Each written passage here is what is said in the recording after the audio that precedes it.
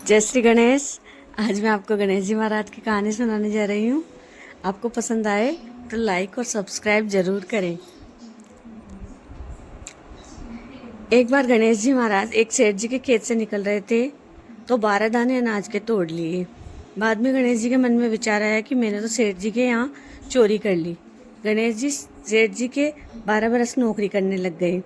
एक दिन सेठानी निपट कर राख से हाथ धोने लगी तो गणेश जी ने सेठानी का हाथ मरोड़कर राख छीन ली और मिट्टी से हाथ धुला दिए। सेठानी सेठ जी से बोली कि ऐसा कैसा नौकर रखा है जो कि नौकरजात होकर मेरा हाथ मरोड़ दिया। सेठ जी ने गणेश जी को बुलाकर पूछा कि तूने सेठानी जी का हाथ मरोड़ क्यों दिया। जब वो बोले कि मैंने तो सीख की बात बताई है, ये हाथ राख से धो रही थी। राख से भी कभी हाथ शुद्ध हुए हैं? राख से हाथ धोने से घर की रिद्धि सिद्धि चली जाती है और मिट्टी से धोने पर रिद्धि सिद्धि आती है। सेठ जी ने सोचा गणेशिया है तो बड़ा सयाना। थोड़े दिन बाद कुंभ का मेला आया तो सेठ जी बोले कि गणेशिया सेठानी जी को नहला ला। सेठानी जी किनारे पर बैठकर नहाने लगी तो गणेश जी आगे ले जाकर गोता खिलाकर ले आए। घर आकर सेठानी सेठ जी से बोली, गणेशिया की ये बात तो देखो, इतने आदमियों के बीच मुझे आगे घसीट कर ले गया और नहला लाया। गणेशिया को बुलाकर पूछा तो बोले किनारे पर बैठकर छवल के ले रही थी, सबके नहाए हुए जल से नहा रही थी।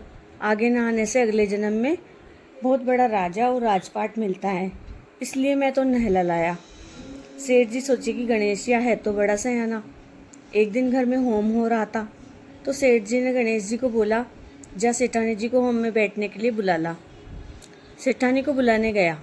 सेठानी काली आंगी पहनकर आने लगी तो गणेश जी ने उसकी आंगी फाड़ दी और बोले कि लाल आंगी पहनकर चलो। सेठानी रूस कर सो गई।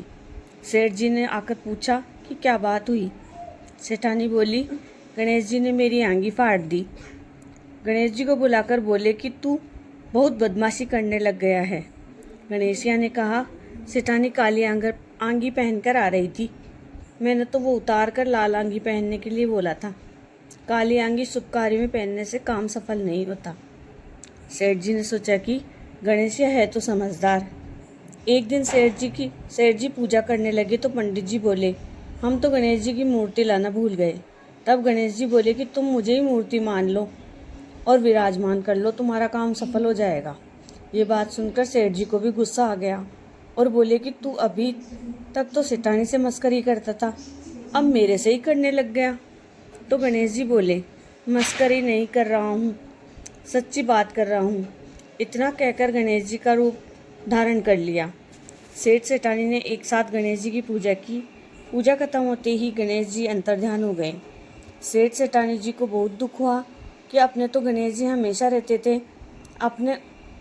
आपने उनसे इतने काम करवाते थे।